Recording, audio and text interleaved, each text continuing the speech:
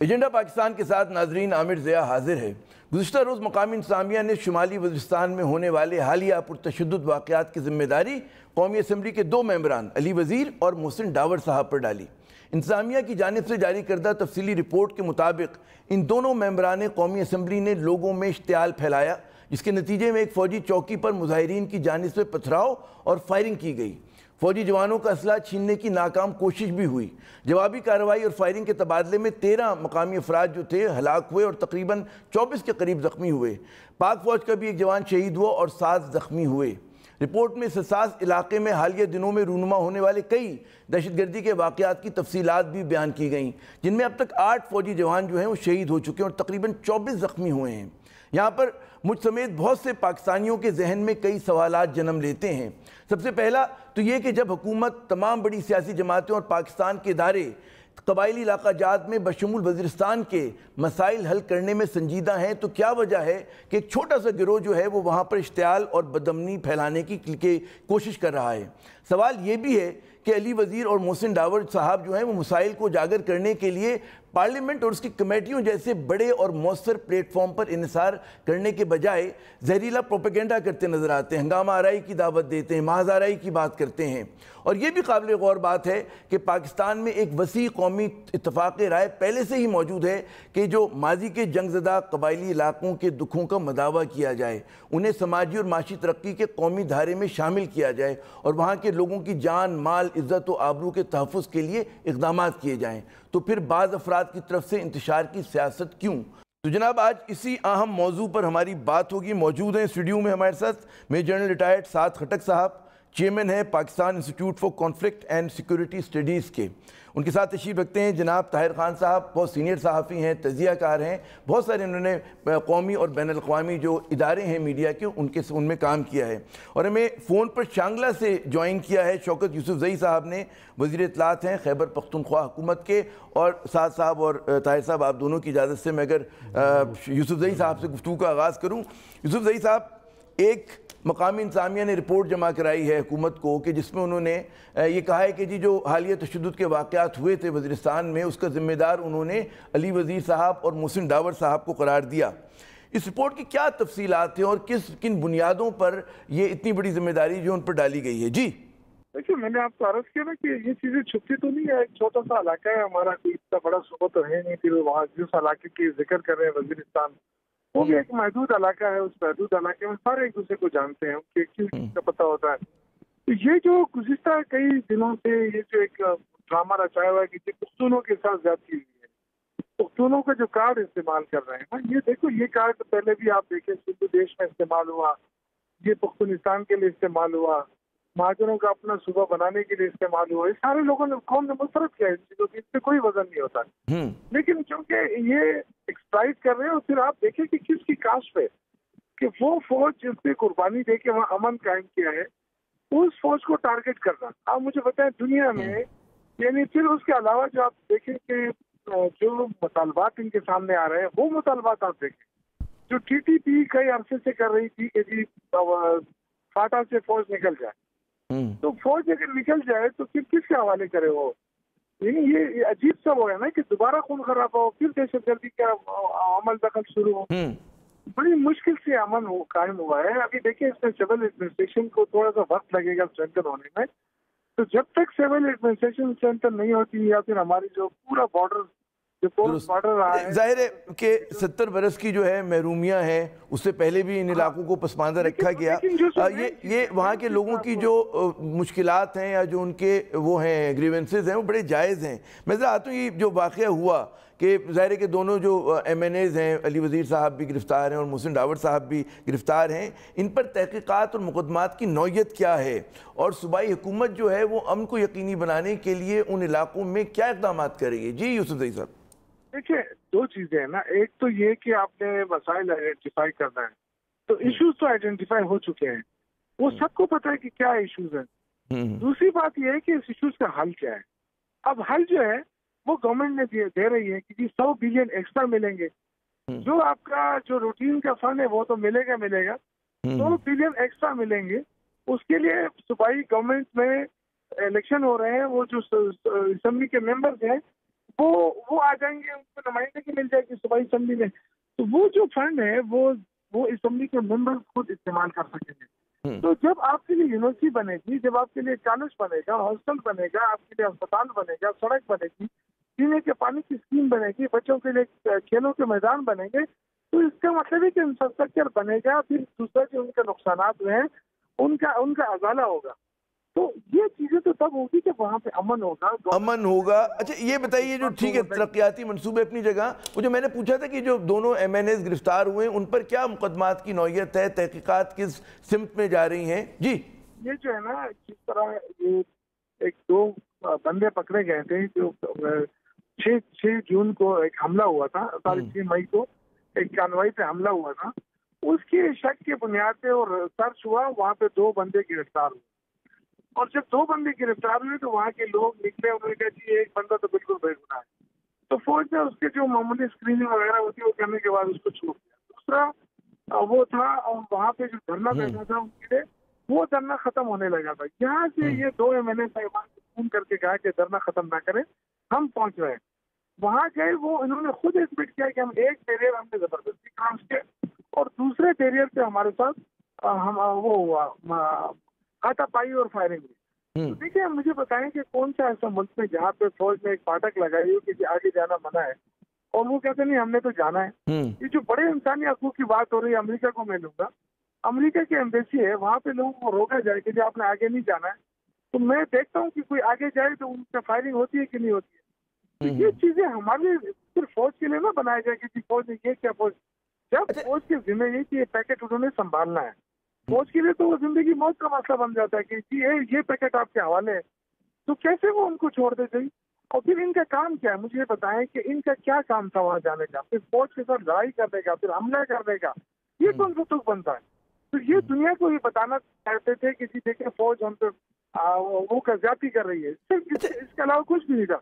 अरे ये बताइएगा कि वो ज़ाहिर है कि अगर फ़ौज के ख़िलाफ़ इतना बड़ा उन्होंने महाज लगाने की कोशिश की है और वो मुसलसल एक जहरीला प्रोपेगेंडा भी जारी है, तो क्या ऐसे शवाहिद मिले हैं कि जो हमारे मतलब है जिन ममालिक से हालात कशीदा हैं, ये जो चाहते हैं कि पाकिस्तान में बदअमनी हो, उनसे रिश्ते नाते, इसी किस्म का इल्ज़ाम जो था वो DGI ने भी लगाया था, तो अभी तक जो तहकीकात हुई हैं, क्या इसकी सिमत क्या है? जी देखिए इल्ज़ामात वैसे नहीं लगते हैं, हालात और उसके मुताबिक लगते हैं। ये जो चीजें सामने आ रही हैं, बड़ी, मैं कहता हूँ कि इंसान के रोंगटे खड़े हो जाएंगे कि इन लोगों ने थोड़े से अरसे में कितनी बड़ी साजिश की है पाकिस्तान के खिलाफ।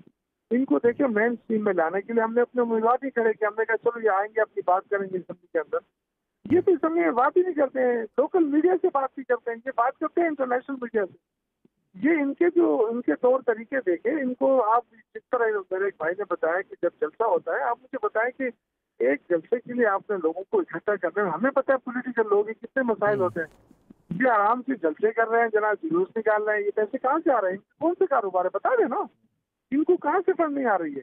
अच्छा ये बताइएगा कि आखिरी सवाल मेरा आपसे, मुझे पता है बड़ा कीमती वक्त है आपका, कि बहाली अमन के लिए हुकूमत क्या इक़दामात कर रही है वहाँ पर, और वो जो वहाँ के मकामी जो लोग हैं उनसे, उनके जो नुमाइंदे हैं उनसे कोई उनको इत्मीनान में लिया गया, उनके जो है जख्मों पर मरहम रखा गया, कुछ तरह के इक़दामात हो रहे हैं?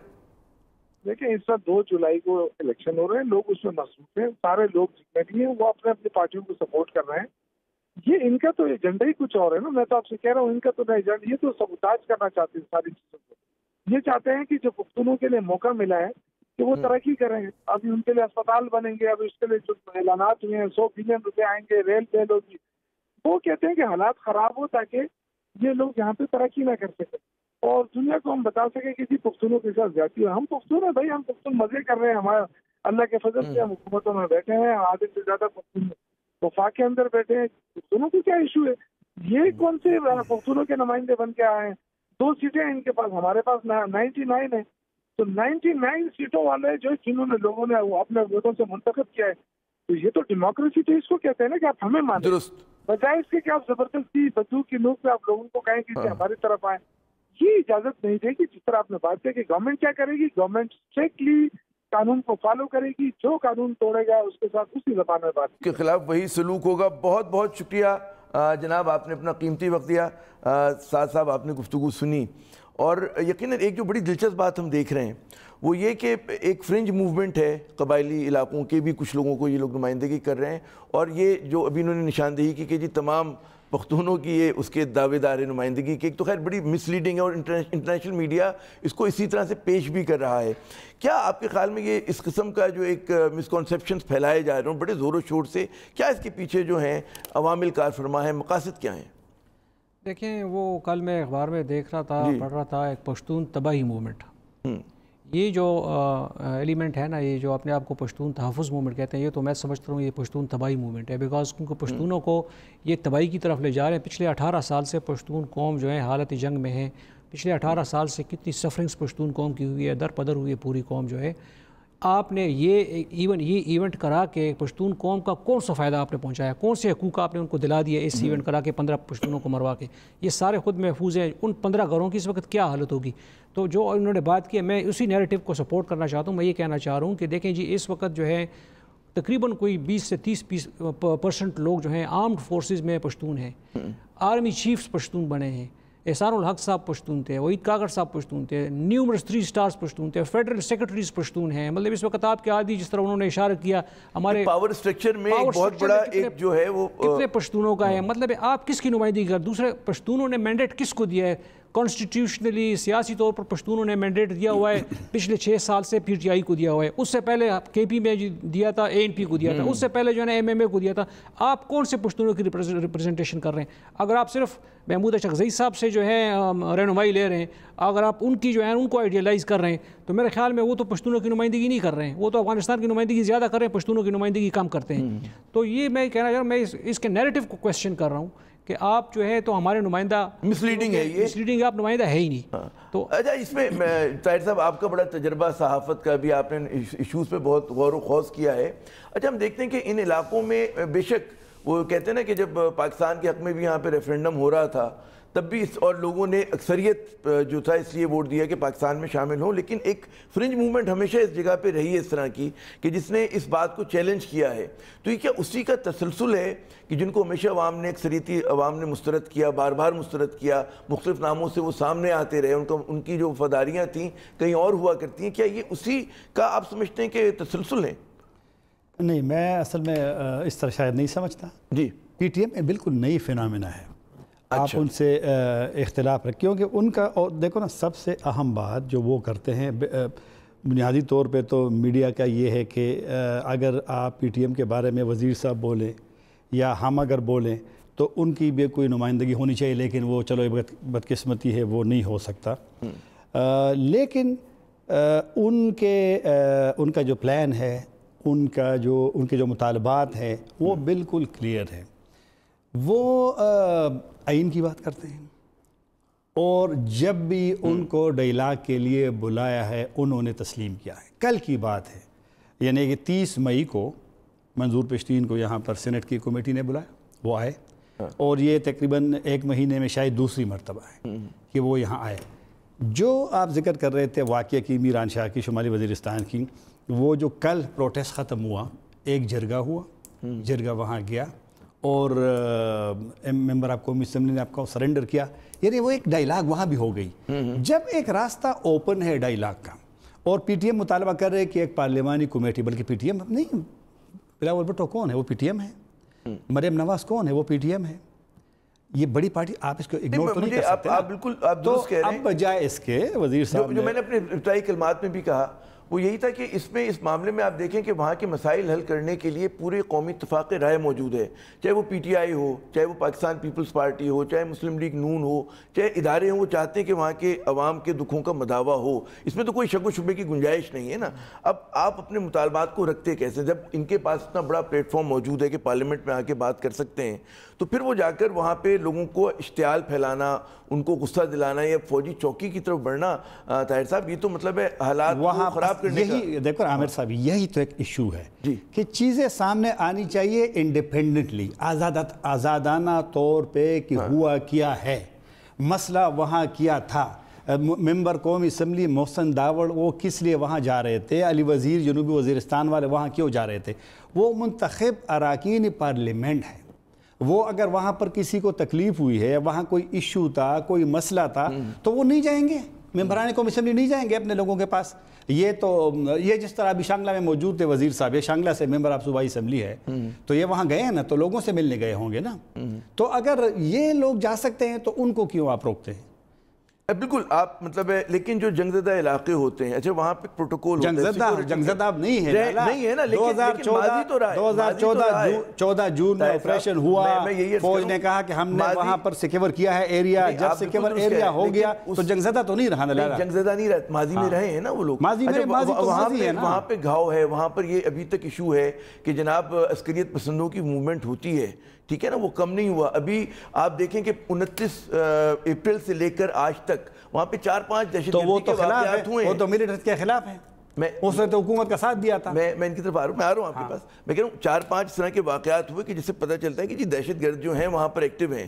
تو ان سیکیورٹی علاقوں کا ایک پروٹوکول ہوتا ہے، فوجی چھاونی کے اوپر جا کر، مطلب فوجی جو چوکی ہے وہاں پر جا کے بات کرنے کا طریقہ ہوتا ہے. اگر فوج کچھ کہہ رہی ہے، سیکیورٹی ادارے، پولیس ہمیں کچھ کہتی ہے کہ جناب آپ یہ سڑک استعمال نہ کریں، دوسری سڑک استعمال کریں، یہ تو عمل درآمد ہوتا ہے. تو کیا جو ممبر نیشنل اسمبلی ہے وہ کیا ان سے بالاتر ہوتا ہے ان چیزوں سے؟ اس کو تعاون نہیں کرنا چاہیے اپنے اداروں کے ساتھ؟ گزرنا پڑتا ہے، ہم خود اس پروسیس میں سے گزرتے ہیں جب جاتے ہیں. اب میں ہاسپٹل جاتا ہوں تو 5 چیک پوسٹوں میں سے گزر کے، اور مجھے 5 چیک پوسٹوں پہ مجھے کہتے ہیں کہ سر آپ کارڈ دکھائیں، اور میں ان کو کارڈ دکھاتا ہوں. تو وہ پروسیس میں سے گزرتے ہیں. میں یہاں یہ بات کرنا چاہتا ہوں کہ جو طاہر صاحب نے بات کی کہ مین اسٹریم پولیٹیکل پارٹیز جو ہیں وہی ڈیمانڈ کر رہے ہیں. دیکھیں بات یہ ہوتی ہے کہ انٹینٹ کی بات ہوتی ہے. اس سے پہلے جب حکومت، اور آج بھی سندھ میں پیپلز پارٹی کی حکومت ہے، پیپلز پارٹی والے اگر بڑے سنسیئر ہے منظور پشتین کی اور پی ٹی ایم کی جو ہے نا ان کے ڈیمانڈز کے ساتھ، تو ان کا ڈیمانڈ تو یہ بھی ہے کہ جی وہ ان کو جو پولیس آفیسرز ہیں وہاں پر جنہوں نے نقیب اللہ کو جو ہے نا ایک اسٹیج مینیجڈ ایکٹیویٹی میں قتل کر دیا، تو اس کے اوپر بھی تو کوئی انہوں نے ہل جل کیے نہیں کیے. اب چونکہ وہ خود ایک ایسی سچویشن میں پھنسے ہوئے ہیں تو وہ اس چیز کو ایکسپلائٹ کرنے کے لیے اس بچاؤ میں آئے ہوئے ہیں یہ پولیٹیکل پارٹیز، چاہے وہ مسلم لیگ نواز ہے اور چاہے وہ جو ہے نا پیپلز پارٹی ہے. تو لیکن دوسری جو بات آپ نے کی اس پروسیس میں تو دیکھیں، اس میں تو اسپیشلی جنگ زدہ علاقوں میں، اب سوات میں دیکھیں فوج نے جب سوات کو کلیئر کیا، کتنے سال اس کے بعد فوج وہاں پر رہی ہے. اس وجہ سے نہیں رہی کہ فوج وہاں رہنا چاہتی تھی، اس وجہ سے رہی ہے کہ سول انسٹیٹیوشنز کی کیپیسٹی نہیں تھی کہ وہ فوج سے چارج وہاں پر. آج آپ وہاں وزیرستان میں سے فوج کو نکال دیں، ISS جو ہے وہاں پر کراس انٹو افغانستان کی جو ایڈجوائننگ ڈسٹرکٹس ہے وہاں تیار بیٹھی ہوئی ہے، انہوں نے صرف اس خلا کو پر کر دینا ہے. پہلے آئی تھنک سول حکومت کو وہاں پر ریکویزٹ کیپیسٹی بلڈ کرنی چاہیے، اور پھر فوج کو تو بڑے شوق سے جو ہے نا فوج والے وہاں سے واپس آ کر گیریزن ہو جائیں گے. بالکل. ناظرین ہماری گفتگو کا سلسلہ جاری ہے، لیکن یقیناً ابھی ہم نے دیکھا کہ جو پی ٹی ایم کے مطالبات ہیں یا گول پوسٹ ہے وہ تبدیل ہوتی رہتی ہے. یقیناً جیسے بارودی سرنگوں کی انہوں نے بات کی، تو پاک فوج نے خود جو ہے مطلب 45-50% علاقوں سے بارودی سرنگوں کا خاتمہ کر دیا. اچھا اسی طرح جو دیگر ان کے مطالبات ہیں اس پر وہ ان کے ہی مطالبات نہیں ہیں، وہ وہاں کے ہر باشندے کے مطالبات ہیں، وہ ہر جو مین اسٹریم پولیٹیکل پارٹی ہے اس کے مطالبات ہیں، ان کو بھی حل کرنے کے لیے پیش رفت ہو رہی ہے، ترقی کا سفر جاری ہے. لیکن جب اب یہ نیا مطالبہ سامنے آیا ہے کہ جناب وزیرستان سے فوج کو واپس بلایا جائے، تو اگر فوج وہاں سے واپس چلی جاتی ہے تو جیسا کہ کہا گیا کہ یہ خلا ہوگا، تو یہ مطالبہ جو ہے کیا منطقی ہے اور یہ مطالبہ کیوں لگایا جا رہا ہے، اس کا ذرا ہم جائزہ لیں گے لیکن وقفے کے بعد.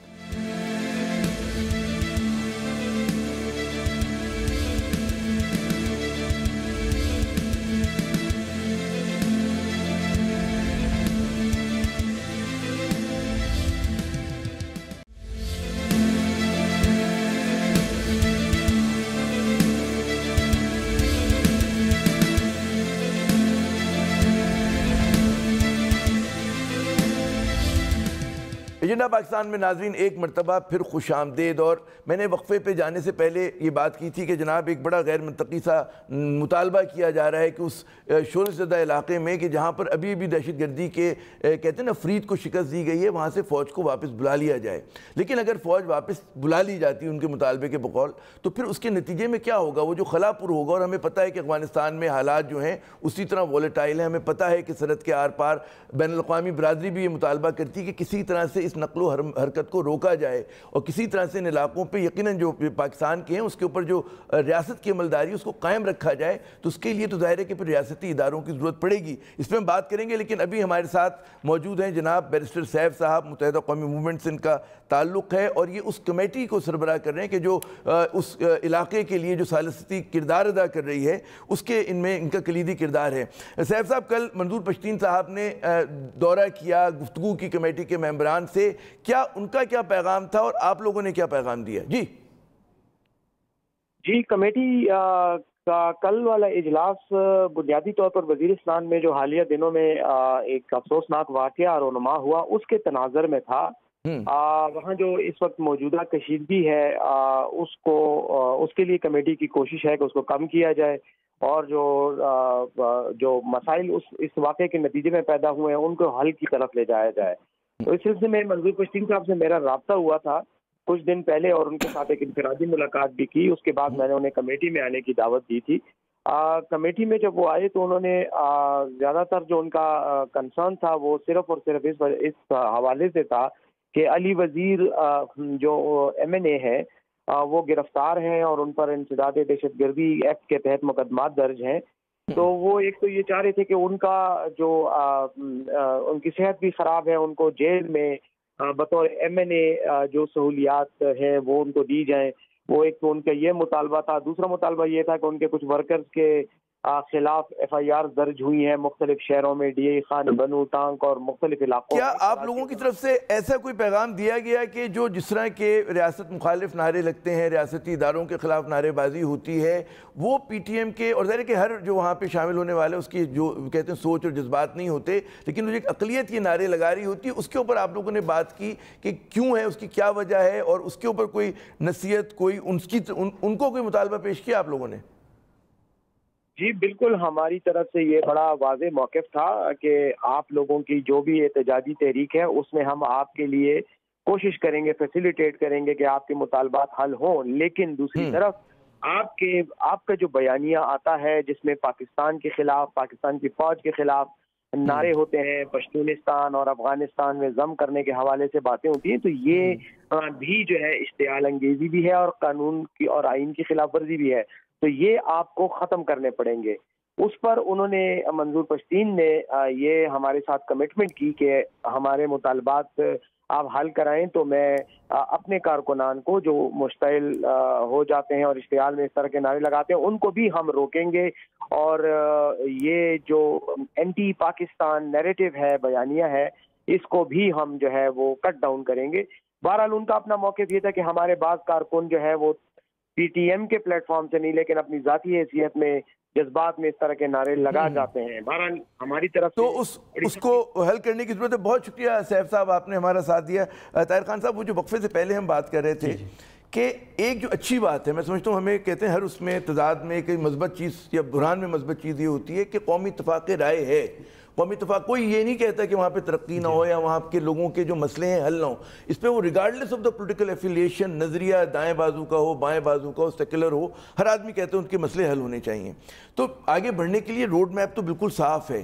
बात ये होती है कि जो कायदीन होते हैं वो बजाय इसके कि तसादुम की तरफ जाएँ या जज्बात को मुश्तिल करें, वो बातों को ठंडा करके आप सही तरीके से उस कंसेंसस को इस्तेमाल करते हैं। तो ये इसमें क्यों जो है PTM के जो रहनुमा हैं वो सही मैसेजिंग क्यों नहीं कर पा रहे? असल में कुछ चीज़ों पे तो दो राय नहीं होती, लेकिन मेरा ख़्याल है कि अगर उनके जहन में है कि वो तसादुम की तरफ जाएं तो ये तो दुरुस्त नहीं है। लेकिन क्यों तसादुम की तरफ जाएगा? ये स्टेट के साथ तो आप लड़ नहीं सकते। आप एहतजाज तो करते, एहतजाज तो सिर्फ वहाँ नहीं होता।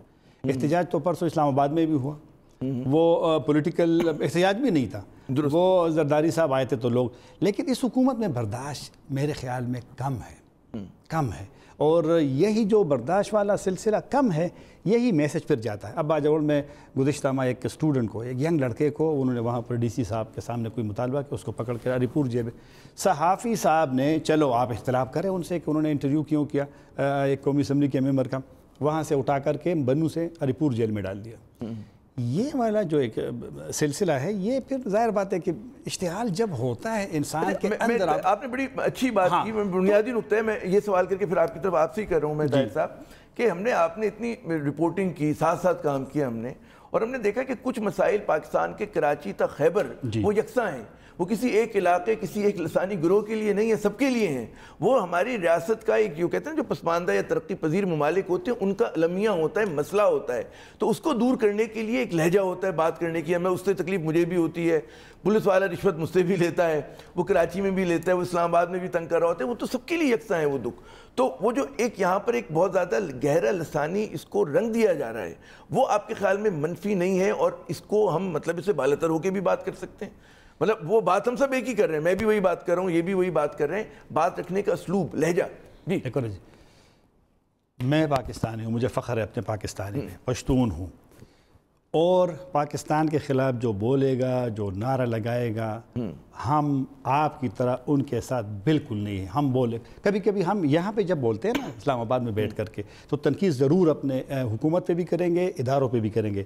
لیکن جب بھی میں افغانستان بھی اکثر جاتا ہوں, وہاں پہ اگر ہمارے یہاں اختلاف ہو بھی, ہم وہاں اپنے ملک کا دفاع کریں گے. اختلاف جمہوری حق ہے, مطلب اس میں تو کوئی نہیں روکتا اس ملک میں, لیکن جو پاکستان میں یہ رویہ تبدیل کرنا پڑے گا کہ جو آپ کو ہٹ کرے گا, جو حقیقت بولے گا, خواہ وہ جسٹس قاضی عیسیٰ کیوں نہ ہو, آپ پھر برداشت نہیں کرتے. برداشت کرنا پڑے گا, تنقید برداشت کر. اگر آپ تنقید کر, یہ جو وزیر صاحب ابھی بول رہے تھے, پلیز ذرا مجھے سن لیجیے, مجھے 2 سیکنڈ دیجیے گا. یہ جو بار بار کہ ہم 100 ارب روپے دے دیں گے, ہم سکول بنا دیں گے, ہم جناب صاحب ایک سکول بنائیں گے, آپ 10 تو تباہ کر دیا ہے پہلے. اور یہ سڑک جو ہے آپ وزیرستان والے پہ احسان کرتے, تو اسلام آباد میں سڑک نہیں ہے جو میں یہاں بیٹھا ہوا ہوں. یہ پشاور میں سڑکیں نہیں بنی, سکول یہاں نہیں بنی. سب سے اہم بات, یہ جو وہاں مسائل پیدا ہوئے ہیں عامر ضیاء صاحب, یہ کیوں ہوئے ہیں؟ مسائل جو قبائلی علاقوں میں پیدا ہوئے ہیں, سب سے بڑا مسئلہ ہے کہ آپ نے ان کی آزادی کو ہٹ کیا ہے, آپ نے قبائلیوں کو انسلٹ کیا ہے, آپ نے قبائلیوں کے خواتین کو مجبور کر کے گھروں سے ملینز کی تعداد میں اس جنگ میں بے گناہ نکالا ہے.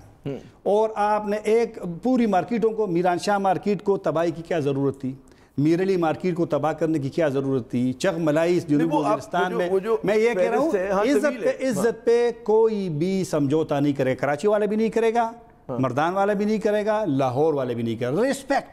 ریسپیکٹ دینا چاہیے. جب آپ ریسپیکٹ دیں گے, اپنے ہم وطنوں کی جو کہتے ہیں نا عزت آبرو, وہ سب کو اتنی ہی پیاری ہوتی ہے جتنی آپ کو پیاری ہے, مجھے پیاری ہے, ہم سب کو اس میں تو میرے خیال میں کوئی ہم میں تضاد نہیں ہوگا. تو وہ جب نہیں ہوگا تو پھر مسائل. اچھا, اس میں بعض مجبوریاں ہوتی کہ ان علاقوں میں کیونکہ کانفلکٹ تھا اس زمانے میں, تو وہاں کی آبادی کو محفوظ کرنے کے لیے باہر نکالا گیا, جو میرے خیال میں وہ ایک بات یہ کہ عامر صاحب کے جب وہاں پر فوج نہیں تھی نارتھ وزیرستان میں, ساؤتھ وزیرستان میں, تو وہاں پر کن لوگوں کا راج چلتا تھا, وہ ہمارے لوگوں کی کتنی عزت کرتے تھے, کتنا ان کی ریسپیکٹ کو مینٹین رکھتے تھے, وہ سب ہمارے سامنے ہیں.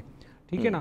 دوسری بات یہ کہ یہ جو جذبات کی اس نے بیرسٹر سیف صاحب نے بات کی کہ جو منظور پشتین نے کہا کہ جی میں اپنے لوگوں کو, جذبات میں لوگ نعرے لگا لیتے ہیں, وہ نعرے تو یہ خود لگواتا ہے کہ یہ جو دہشت گردی ہے اس کے پیچھے ورزی وہ لوگ بولتے ہیں.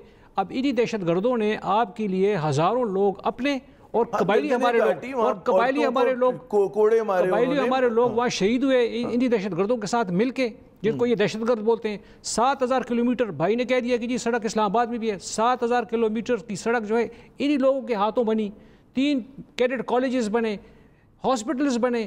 مطلب یہ کہ یہ ساری چیزیں جو ہے یہ اس لیے کی ہے کہ یہ لوگوں کا برا چاہتے ہیں. ظاہر ہے کہ ہم وطن ہیں اور مطلب ایسے ہی ان کا وہی. چیک پوسٹوں کی بات کرتے ہیں, چیک پوسٹیں جو ہے کیا اسلام آباد میں نہیں لگی ہوئی ہے, کیا پنجاب کے باقی شہروں میں چیک پوسٹیں نہیں لگی ہوئی ہے, کیا سندھ کے مختلف شہروں میں چیک پوسٹیں لگی ہیں, کیا وہ ساری چیک پوسٹیں ہٹا دی گئی ہے اس لیے کہ انہوں نے مطالبہ کیا؟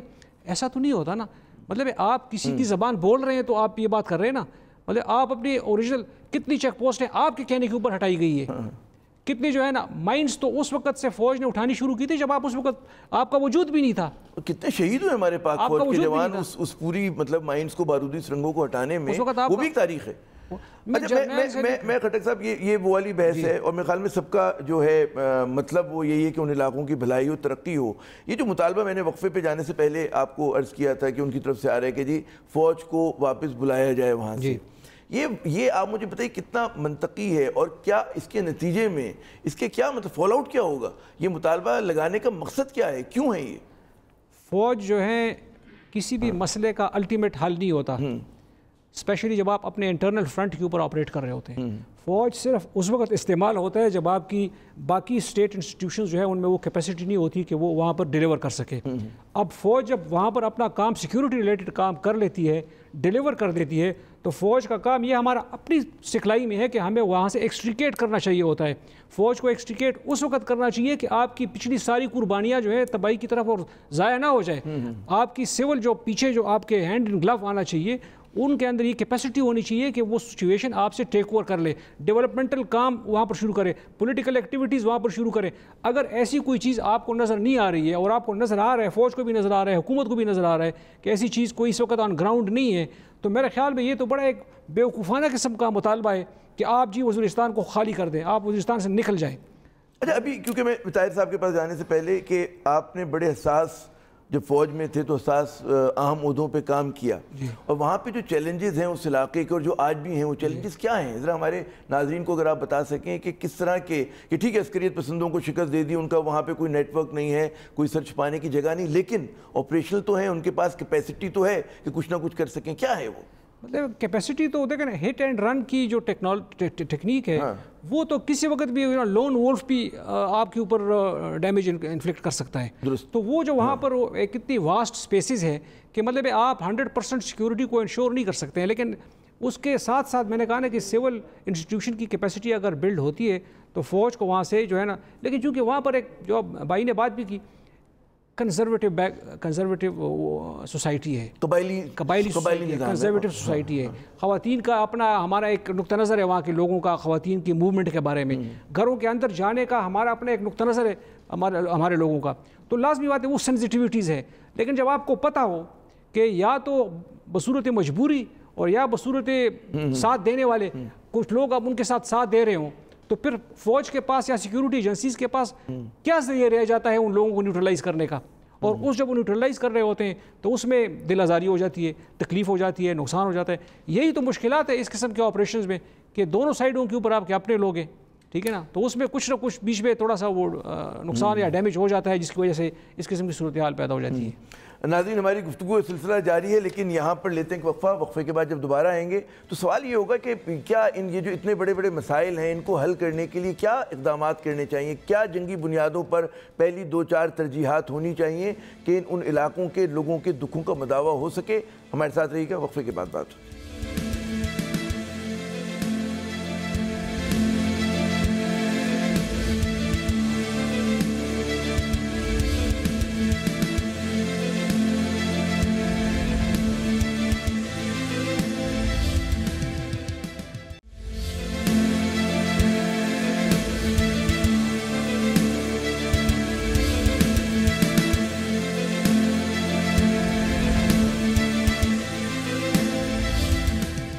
ایجنڈا پاکستان میں ناظرین ایک مرتبہ پھر خوش آمدید. بات ہو رہی ہے پاکستان کے قبائلی علاقوں کی، وہاں کے عوام کی مشکلات کی، اور ان عوام کی مشکلات کے ان دکھوں کو کیسے کم کیا جائے. ہم اس سیگمنٹ میں اس کا جائزہ لیں گے. طاہر خان صاحب ہمارے ساتھ موجود ہیں، جناب میجر جنرل ریٹائرڈ سعد خٹک صاحب ہمارے ساتھ موجود ہیں. طاہر صاحب، ایک یہ جو ابھی پہلے وقفے سے پہلے بات ہو رہی تھی کہ مطالبہ کیا گیا پاک فوج کو وہاں سے نکالنے کا، اچھا اس میں تو بہت سارے وہ چہرے ہیں جو ہمیں پتہ ہے کہ ان کے کیا نظریات ہیں، اور وہ ایسا مطالبہ کبھی یہ نہیں کہتے کہ افغانستان سے امریکی فوج چلی جائے، ٹھیک ہے نا.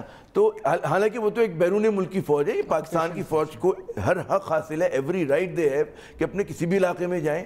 تو یہ جو اس قسم کا ہمیں تضاد نظر آتا ہے، کیا وجہ ہے اس کی بھائی؟ اصل میں جنرل صاحب کی نے بالکل صحیح کہا کہ ایک وقت تو آئے گا کہ فوج اپنا وہ جو بھی ان کی ذمہ داری ہے وہ پوری کر کے واپس تو جانا پڑے گا وہاں سے. وہ تو ایک سلسلہ ہے کہ جب ریسٹور ہو جائے سارا آپ کا سسٹم. اور ویسے بھی ابھی جب ہم گئے تھے لاسٹ ٹائم، آپ بھی تھے شمالی وزیرستان، جب ہم گئے تھے وہاں پہ ہم نے دیکھا تو وہ جب جس پوسٹ پہ ہمیں بریفنگ دے رہا تھا تو وہ ایف سی کا بندہ تھا. اس سے پہلے جب ہم گئے تھے تو وہ ملٹری کا تھا. تو اب ایسا ایسا خود وہ جو بارڈر والی جو مینجمنٹ ہو رہی ہے وہ فرنٹیئر کور کو دے رہے ہیں. تو پھر ایسا تو ایک سویلین کا میرے خیال میں رول ذرا بڑھانا چاہیے، کیپیسٹی ان کی بڑھانی چاہیے. اور میرے خیال میں یہ جو ایشوز ہیں، یہ جو وہاں جو ایشوز، اس میں بھی میری نظر میں سیویلین کو ذرا زیادہ وہ دینا چاہیے.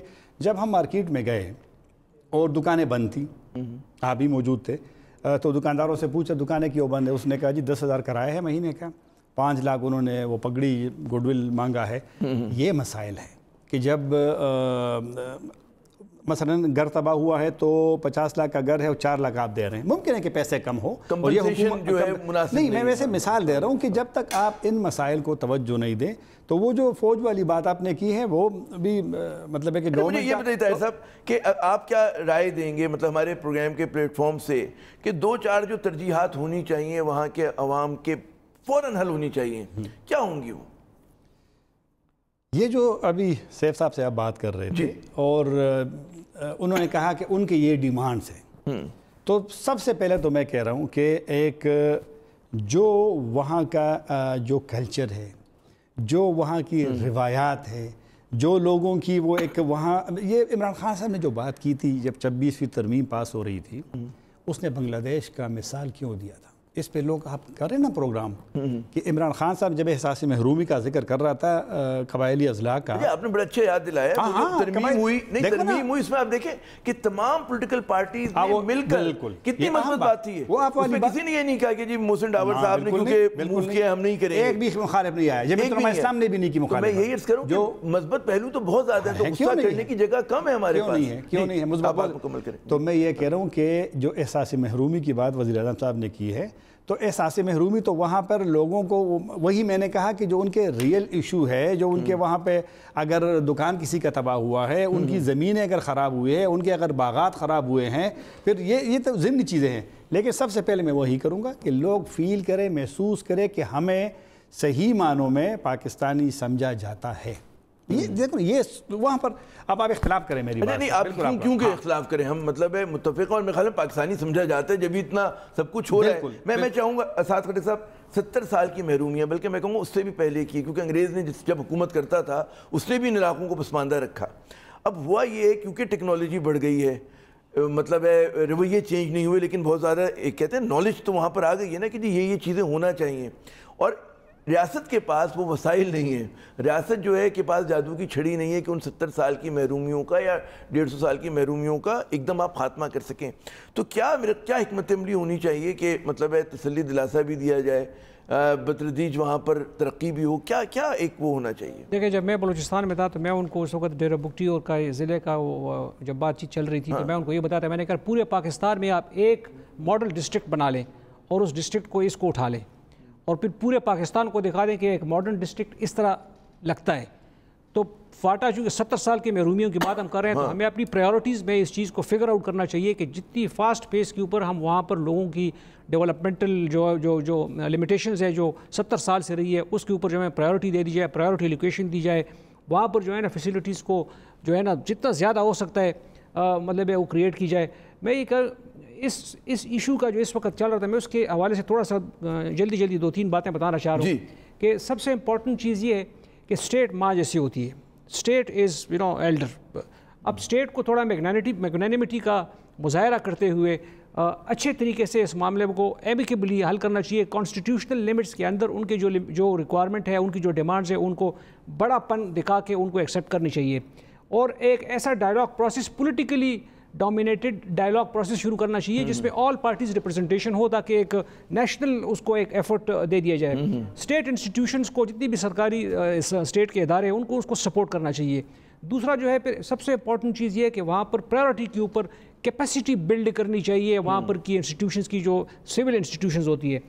چوتھی بات جو ہے پی ٹی ایم کو بڑا کلیئرلی یہ میسیج دے دینا چاہیے کہ ود ان دی جو ایکچولی آپ خود کہہ رہے ہیں کہ کانسٹیٹیوشنل لمٹ کے اندر جو انہوں نے کیا اور کرتے رہے یہ کانسٹیٹیوشنل لمٹ سے باہر کر رہے ہیں, اس لیے ان کو کانسٹیٹیوشنل لمٹ کے اندر رہتے ہوئے اپنے ڈیمانڈ دے دینی چاہیے. اور اگر وہ اس طرح کی, اس پہ کسی کو اعتراض نہیں ہے, اور اگر وہ اس طرح کی بات کرتے ہیں تو پھر اسٹیٹ کو بلیم ان کو نہیں کرنا چاہیے کہ جب اسٹیٹ حرکت میں آتا ہے تو اسٹیٹ تو ایسی چیزیں ایکسیپٹ نہیں کر سکتی جو کہ نان کانسٹیٹیوشنل ہو.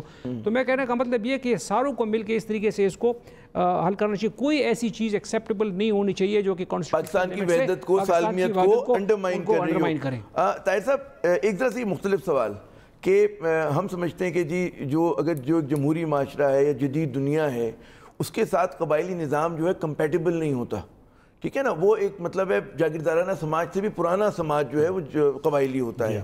اب یہ جو تبدیلیاں آ رہی ہیں کانفلکٹ کے نتیجے کے اندر, ٹیکنالوجی کے ایڈوانسمنٹ کے ذریعے, انفارمیشن ٹیکنالوجی, وہاں پر بھی فون کام کرتے ہیں, وہاں پر بھی انٹرنیٹ کام کرتا ہے, تو آپ کے خیال میں قبائلی, چاہے وہ بلوچستان کا قبائلی معاشرہ ہو یا خیبر پختونخوا ہو, وہ اس میں دراریں پڑیں گی, تبدیل ہوگا, اور اگر تبدیل ہوگا تو وہاں کے لوگوں کا کیا رویہ ہوگا؟ بہت حد تک تبدیل ہوا ہے, اور یہ خاص کر جو آپریشنوں کا سلسلہ ہوا ہے ملیٹنسی کا, تو جو لوگ یہاں آ گئے, پشاور آ گئے, اسلام آباد آ گئے, پنڈی آ گئے, کراچی گئے, تو انہوں نے یہ دنیا دیکھ لی, وہ بھی تبدیل ہو گئے. اب قبائلی علاقوں میں مطلب ایک تبدیلی کی لہر ہے, لیکن ضرور دیکھو نا, ابھی آپ لوگوں نے خود عرصہ پہلے وہاں پر انٹرنیٹ کچھ جگہوں پہ, اور پھر ٹیلی فون, پھر یہی چیزیں ہیں کہ وہ لوگ محسوس کریں کہ اگر پشاور, مردان, چارسدہ, لاہور, کراچی میں 2 سہولیات ہیں, وہ ہمیں کیوں نہیں ہیں؟ تو جب وہ ہو تو لوگ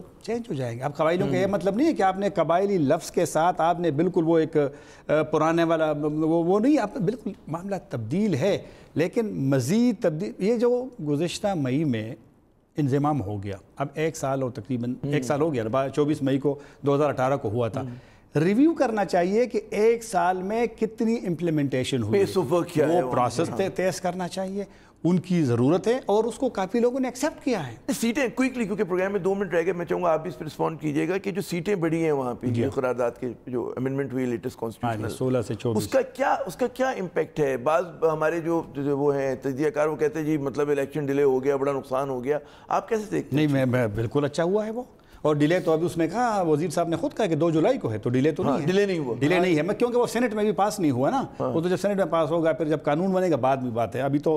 لیکن سب لوگوں نے, میجارٹی نے اس کو ویلکم کیا ہے, اور یہ ضروری ہے, اور قبائلیوں نے ویلکم کیا ہے. نئے لوگ آئیں گے, اب جو دیکھو نا کینڈیڈیٹ جو اعلان ہوئے ہیں, پی ٹی آئی کا ہوا ہے بلوچستان, باجوڑ میں جگہ جگہ پہ, اس میں کافی سارے ینگ لوگ, یہ آنا چاہیے, لوگ آنے چاہیے, نئے چہرے آنے چاہیے. میرا آخری سوال صاحب کہ عمران خان صاحب جب الیکشن ہو رہے تھے تو انہوں نے پی ٹی آئی کے کینڈیڈیٹس امیدوار نہیں کھڑے کیے تھے, اپنی طرف سے انہوں نے بہت بڑا ایک گڈ ول کا جسچر کا مظاہرہ کیا تھا.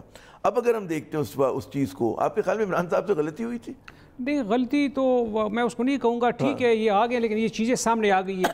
آج ہم ان چیزوں کو ڈسکس نہ کرتے اگر یہ صورتحال اس طرح نہ ہوتی, تو اگر اس کو پازیٹیو اینگل میں ہم اس کو دیکھیں تو میرے خیال میں جو ہے یہ ایک اچھا ڈیسیجن تھا, انہوں نے گڈ ول ضرور دکھایا. اور ابھی جو اس طرح سیٹیں بڑھ گئی ہے یا گریٹر ریپرزنٹیشن ہوگی قبائلی علاقوں کی, تو میرے خیال میں قبائلی علاقوں کی زیادہ علاقوں کی آواز جو ہے یہاں پر اسلام آباد میں پہنچے گی, اور میرے خیال میں یہ پورے علاقے کے لیے ایک بہت اچھا ثابت ہوگا. بہت ہوگا. بہت شکریہ سعد خٹک صاحب, طاہر خان صاحب, آپ نے ہمارا پروگرام میں ساتھ دیا. یقیناً ناظرین, جیسے پروگرام کے شروع میں ہم نے عرض کیا کہ قبائلی علاقوں کے عوام نے بہت دکھ جھیلے, انہوں نے کہتے ہیں بہت مسائل کا سامنا کیا, جان مال ہر طرح کی قربانی دی, اور یقیناً مطلب ہے کہتے ہیں نا ہجرت کا دکھ بھی انہوں نے جھیلا. تو وقت آ گیا ہے کہ ان مسائل کو حل ہونا چاہیے. خوشائند بات یہ ہے کہ اس ملک میں ایک قومی اتفاق رائے موجود ہے ان مسائل کو حل کرنے کے لیے, لیکن اس میں جو بعض لوگ جو ہیں لوگوں کے جذبات کو بھڑکانا چاہتے ہیں, وہ چاہتے ہیں کہ ریاستی اداروں سے تصادم ہو جائے خدا نخواستہ, وہ چاہتے ہیں کہ لوگوں میں اشتعال پھیلے, تو میرے خیال میں وہ کوئی بھی ریاست برداشت نہیں کرتی. جبکہ ریاست خود یہ چاہتی ہے کہ ان علاقوں کو, پسماندہ علاقوں کو ترقی دے کر ملک کے دیگر علاقوں کے برابر لایا جائے. عامر ضیاء کو اگلے پروگرام تک کی اجازت. خدا حافظ.